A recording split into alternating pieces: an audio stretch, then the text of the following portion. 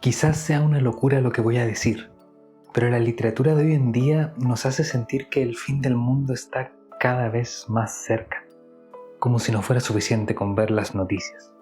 Y por alguna razón, una sospechosa razón, la literatura latinoamericana, una buena parte de ella, aún la más avalada por la crítica, se ha comprometido en potenciar este mensaje de la derrota planetaria y continental. Esto va más allá de un nihilismo pesimista. Obviamente hay una visión crítica sobre el estado actual de las cosas, pero por otro lado hay una serie de factores, de pensamientos, de preocupaciones sociales y de marcas estilísticas que se han vuelto frecuentes, que han sorteado lo sorpresivo hasta hacerse parte de lo común y quizás de un tiempo a esta parte se han inclinado hacia el agotamiento. ¿Qué sucede con la más reciente ganadora del premio Sor Juana Inés de la Cruz?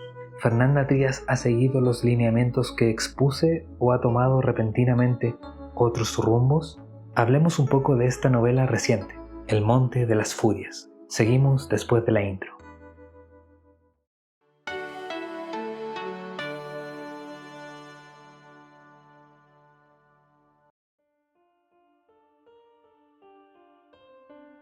Escritura de mujeres. Concepto fuerte. No un género en sí mismo, pero sí una forma de categorización literaria con una carga social, política, quizás ética, relevante. Puedes estar de acuerdo con la clasificación, puedes rechazarla de manera tajante, pero la verdad es que ha definido el panorama literario de los 90 en adelante, al menos por estos lares. Y vaya que ha sido avasallador su arrastre en América Latina, desde los congresos de literatura de mujeres realizados en diversos países del continente. Pero por nombrar un suceso de carácter protagónico está el impulso que dio la escritora y antropóloga nicaragüense Milagros Palma para que el premio Sor Juana Inés de la Cruz tuviera su primera convocatoria en 1993.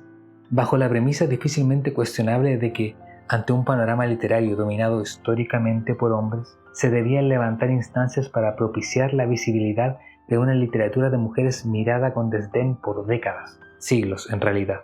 Surge así un premio dirigido exclusivamente a escritoras latinoamericanas y españolas, y asociado desde su comienzo a la Feria Internacional del Libro de Guadalajara, a la cual no sé si llegaré a asistir algún día. Recordemos que el premio rinde un explícito homenaje a Sor Juana Inés de la Cruz, la magnánima escritora cuyas letras han permanecido erguidas de intelecto hasta nuestros días. Deja un comentario si te interesa ver un video ensayo sobre su figura y obra. Y por último, creo que cabe nombrar algunas grandes novelas que han obtenido este reconocimiento. 2001, Nadie me verá llorar, de Cristina Rivera Garza. 2008, El infinito en la palma de la mano, de Gioconda Belli. 2011, Inés y la alegría, de Almudena Grandes. 2017, La dimensión desconocida, de Nona Fernández. 2020, Las malas, de Camila Sosa Villada. Y un año después, Mugre Rosa, de Fernanda Trías. Y 4 años más tarde, El Monte de las Furias. Pues bien, discutamos más profundamente sobre Fernanda Trías y su literatura.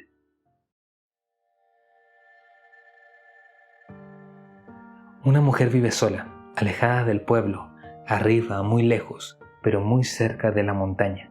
Poco a poco desentrañamos su historia, sus infortunios por sobre todo, pero no está enteramente sola. Llegó ahí por el favor de una mujer y su trabajo es cuidar el terreno de un sujeto poderoso. Por ello tiene contacto con otro trabajador. Me refiero al celador. Así se nombra a este hombre huraño que se la pasa viendo un televisor maltrecho y que ansía el contacto y la conversación con la mujer de la montaña, a falta de otro nombre más indicado. A ella también la visitan unas hermanas religiosas que la incentivan a irse de ese lugar y a seguir el credo que ellas le proponen. Y también hay algo más, una ausencia que la mujer de la montaña resiente muy dentro sobre cierto sujeto que ahora que no está se le hace tan presente.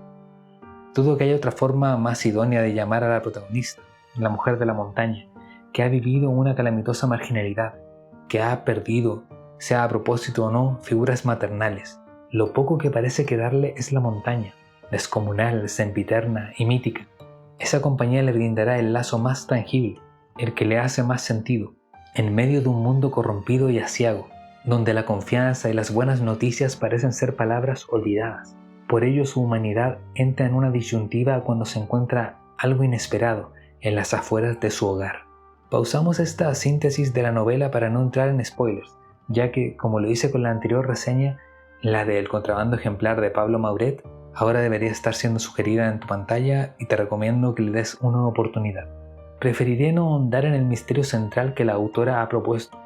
No es que no sea relevante, es que a mi parecer los puntos fuertes de la novela son otros, y los más débiles también rehuyen de ese misterio, por lo que no vale tanto la pena ser incisivo en ese aspecto para poner la obra en la balanza.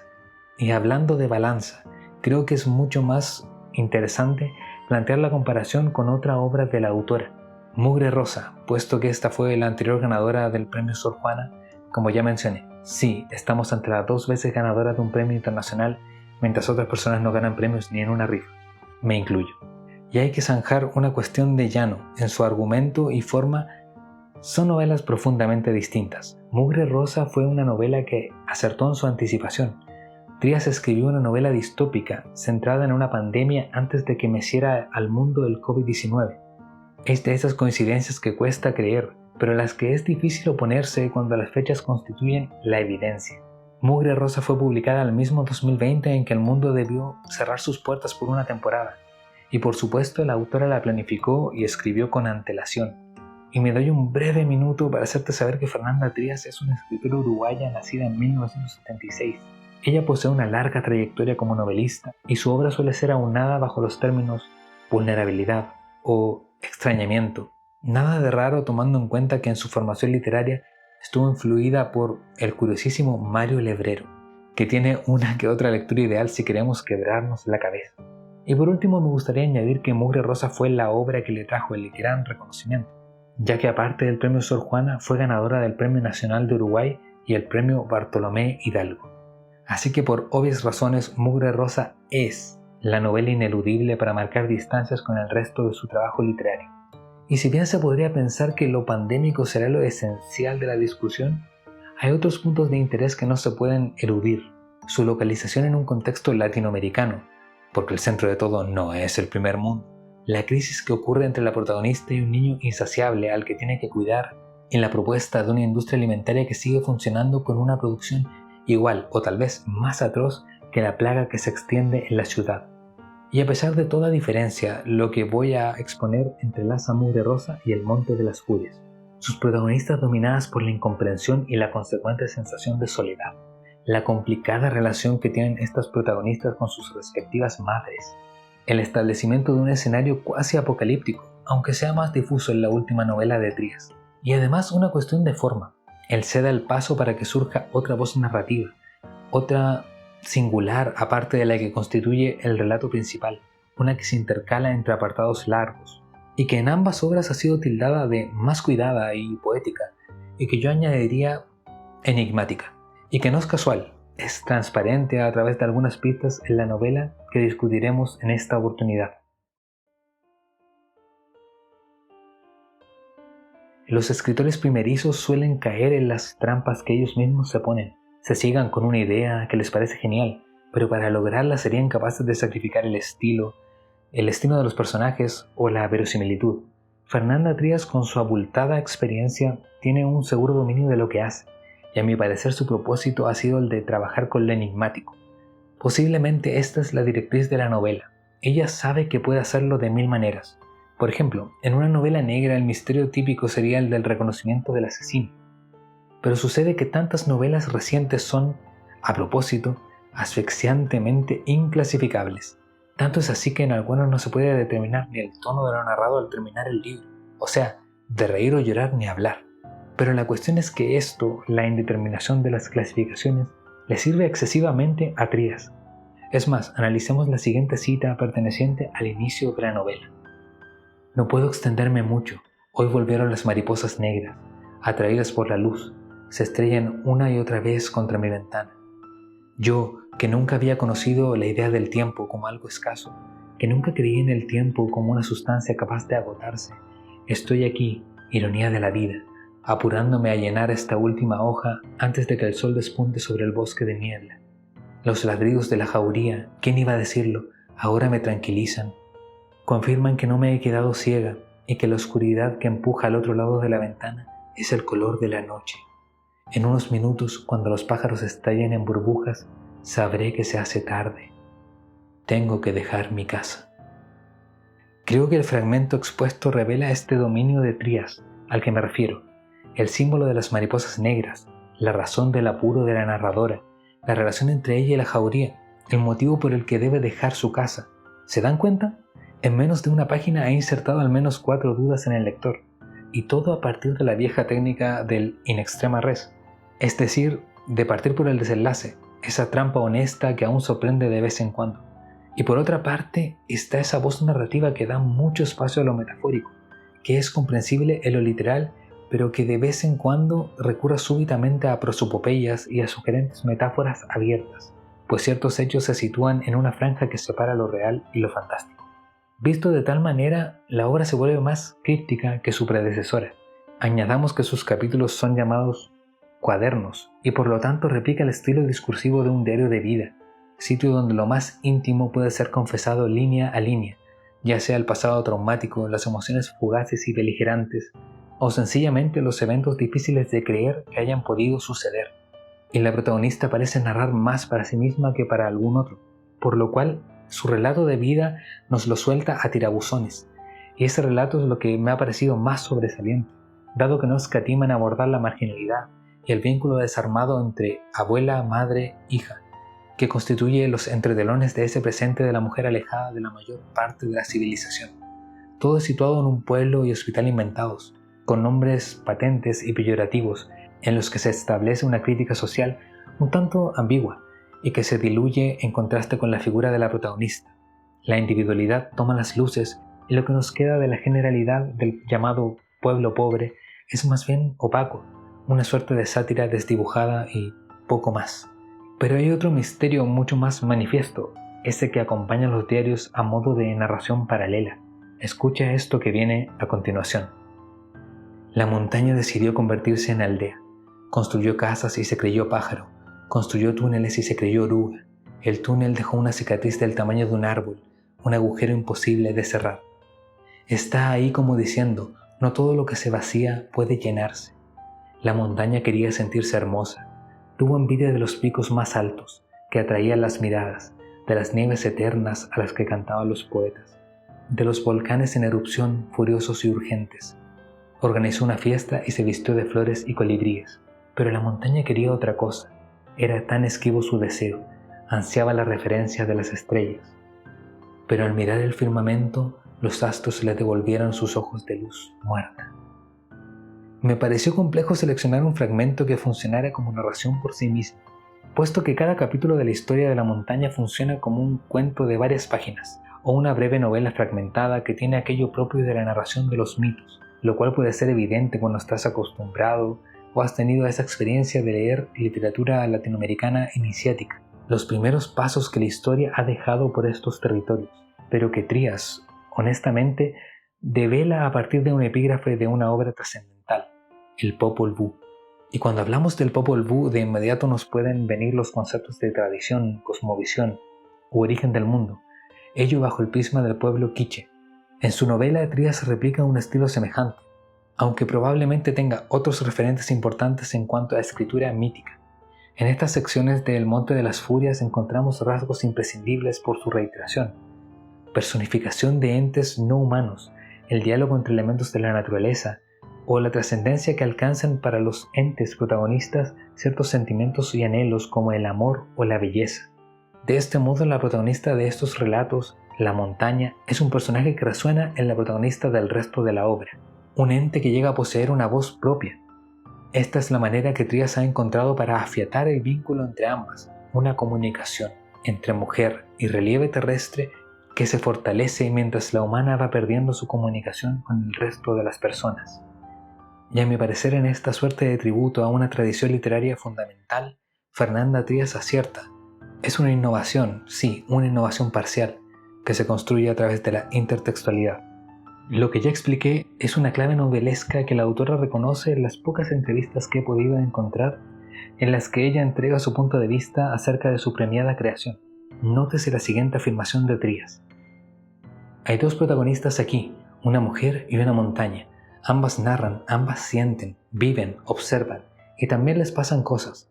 Me preguntaba si una mujer y una montaña podían entenderse, acercarse y hasta comunicarse cuando las separa algo tan determinante como la manera de estar en el tiempo. Son dos corporalidades diferentes y sin embargo puede ir encontrando puntos de contacto. La mujer escribe sus cuadernos, la montaña escribe en sus capas geológicas. Cuenta la historia de la transformación del mundo y del clima. La montaña también tuvo un origen, un nacimiento, y también está sometida a distintas violencias. La personalidad e historia de montaña y de mujer se construyen en paralelo. La montaña tiene sus desilusiones, un cuerpo que se ha convertido en otra cosa. Hay algo potente en ello, pues la montaña termina teniendo un lugar preponderante. Nos causa más empatía que casi cualquier otro personaje que se hace presente en la novela. Entonces Trías ha construido una obra en la que la naturaleza tiene una calidad humanitaria más honda que la humanidad misma. Pero nada de esto es tan directo. La novela se desvía, vuela como quiere y a veces no aterriza. Sus enigmas, que a veces atrapan y sugieren bastante, no siempre ofrecen las recompensas al llegar al final. Pero, esperen, quizás el gran problema sea otro, el de percibir que esta novela ya la viví.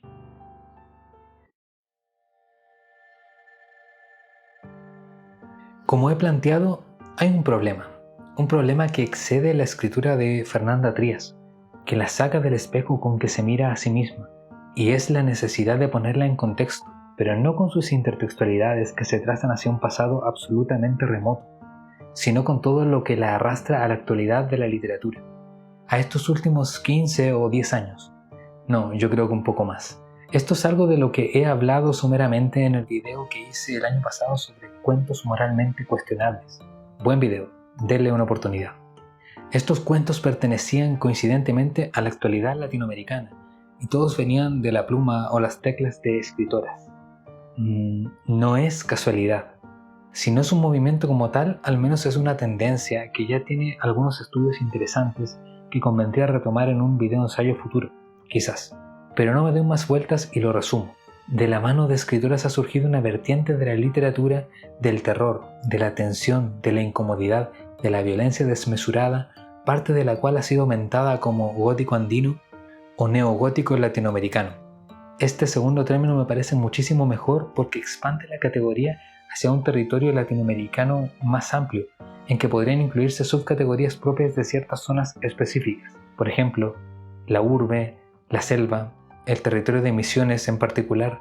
Lo interesante de ejemplos literarios como Pelea de Gallos de María Fernanda Ampuero, Distancias de Rescate de Samantha Schweblin o Las Indignas de Agustina Basterrica es que el miedo, sin importar tanto si recae en elementos realistas o fantásticos, proviene de una angustia muy asociada a dilemas propios de experiencias de mujeres, el abuso de parte del hombre, la maternidad indeseada o problemática, el agobiante vínculo familiar entre mujeres, la vulnerabilidad y la reflexión sobre el cuerpo femenino y más, pero prefiero no extender tanto este video. Lo ya dicho acontece usualmente en espacios de marginalidad en cuanto a recursos o derechos básicos, y muchas veces en sitios indeterminados y fronterizos, como si más allá de una valla, de una cerca, hay un lugar mejor que no puede ser alcanzado. Y antes de seguir me veo en la obligación de dejarles algunas citas de la novela porque sin ellas me sería difícil argumentar. La caseta del celador queda medio kilómetro más abajo de mi casa, en esa frontera que también cuida. En pueblo pobre, la mayoría de los hombres trabaja en la cantera. Antes no, antes casi todos trabajaban en el hospital de locos.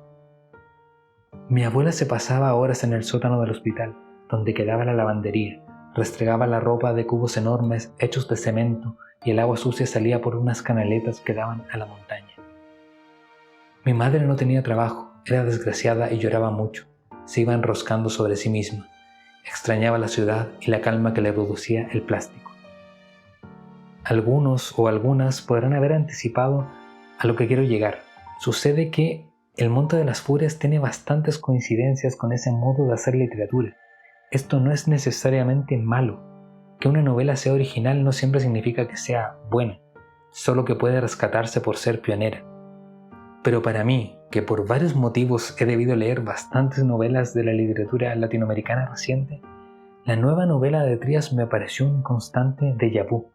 A la mitad de la novela no buscaba sorpresa alguna, y mientras más intentaba plantear la incomodidad, menos me parecía de interés, ya que tanto sus personajes secundarios o su contexto los he encontrado mejor planteados en otras lecturas, y aunque también existe una parcial propuesta ecológica con la figura de la montaña, también hay una parte importante de la literatura, incluso de terror, que plantea desde hace un tiempo esas preocupaciones, en algunos cuentos de Mariana Enríquez, por ejemplo. Incluso podría volver a comparar esta novela con Mugre Rosa, y en el siguiente extracto la autora es consciente de ello, al exponer los ejes centrales de su novela más reciente y enfrentarla con la anterior. Tal vez dos son centrales: nuestra relación con la naturaleza, palabra que me incomoda usar como si nosotros no fuéramos naturaleza, y las maternidades. Luego, por supuesto, hay muchas otras cosas en común, como el trabajo entre el adentro y el afuera, y cuáles son los límites, la casa como lugar seguro, el trabajo con el cuerpo, y con las relaciones afectivas, etc. Hay muchos puntos en común, aunque el ángulo desde el que se abordan sea distinto. Pero en lo que respecta a los dos asuntos centrales, creo que hay algo que se observa claramente en ambas novelas, y son las relaciones de interdependencia con el medio ambiente, porque nuestra existencia depende de ello, y con los afectos, particularmente las relaciones materno-filiales. Soy consciente de que una novela es mucho más que los temas que toca. Lo más relevante a mi juicio es el cómo se arma a través del lenguaje mismo. En ello hay una diferencia notable entre las últimas novelas de Fernanda Trías. Pero es que, como dije, el punto de comparación no solo se debe hacer con respecto a su propio trabajo anterior. He aquí una afirmación que tampoco será una novedad. Toda tendencia artística, o me atrevería a decir, de cualquier procedencia, acaba por diluirse ante la repetición. Y en literatura, la salida de novelas programáticas que toman una serie de caminos como si fueran una checklist. De tal manera, ante la insistencia de ciertos métodos y determinaciones, la obra se compara fácilmente con otras, o peor aún, puede tildarse de estereotípica o su lectura puede perder velozmente la gracia. Piensen que en este presente convulso un meme se viraliza y deja de dar risa en menos de un mes, pero en la literatura, la disolución de una tendencia suele ser el paso para la aparición de una nueva, o al menos de una respuesta, de una contrarrespuesta, y por los siglos de los siglos, amén. Y nada de lo que he dicho hace de El Monte de las Furias una mala novela, menos una terrible. A saber, la empatía es el efecto que me parece mejor construido en la novela de Trías, porque el pasado de la protagonista nos duele, y comprendemos que el desequilibrio de su vida y sus decisiones se vuelve inevitable. Pero si te has mantenido leyendo la literatura latinoamericana de mujeres de las últimas décadas, de sorprendernos habrá poco que hablar. A resumidas cuentas, evaluar El Monte de las Furias es complicado. No es una novela de lectura sencilla, no es una novela placentera de las que te hacen sentir agrado, y mucho menos una que te provoque un hondo rechazo ante lo horripilante. Tiene de todo un poco de lo que cierta literatura de los años recientes ha ofrecido, al menos en este territorio: desesperación, denuncia de problemas de la mujer y del planeta, falta de respuestas, juegos con la forma de la escritura. Y la balanza se tambalea constantemente en esa lucha entre originalidad y repetición, cuando situamos la obra en ese panorama literario. Quizás lo mismo podría achacársele a Mugre Rosa, pero fue publicada antes y eso la beneficia. Además, con todo y sus imperfecciones, fue mucho más directa e innovadora. El Monte de las Furias, con sus metáforas y paralelismos figurativos, no consigue aventar el mensaje que pretende. Nos queda, sin embargo, el fuerte relato de la protagonista y su pasado, sección fragmentada, pero cuyas partes consiguen hacer brillar con algo más de fuerza al conjunto. Hasta aquí con la reseña. Como suele ser la tónica de este canal, recomiendo la novela de Fernanda Trías, para que dejen sus comentarios y discutan y hagan ese gran aporte que es la interacción en las redes. La sección de comentarios está abierta a sus sugerencias para reseñar nuevas obras o analizar clásicos. Además, suelo estar dispuesto a responder, siempre y cuando ofrezcan sus puntos de vista con respeto. Denle like a este video y suscríbanse, que poco a poco se puede alzar algo similar a una comunidad literaria. Soñar es gratis. Hace poco, muy poco, llegué a los 100 suscriptores, y aunque sé que es poquísimo, para mí fue un hito que nunca esperé alcanzar. Para que sepan, debajo de esto hay lágrimas. Y sin más que agregar, adiós y hasta una próxima lectura. Cuando el veneno me sube a la sangre, me cuesta levantarme de la cama. Y en las noches también me cuesta dormirme. Hay días en que ni siquiera lo intento. Doy vueltas sin sentido por la casa. No cocino. El veneno mismo se convierte en mi alimento. Apenas mastico alguna cosa sólida y me la paso tomando café con leche, que llena y no da trabajo. Caminar hasta el portón se me hace difícil, y ni qué hablar de arrancar la maleza que crece alrededor de los palos. Estar todo el día agachada, dándole al machete, y por las noches soportar los sueños. ¿A cuál más raro? ¿A cuál más vívido?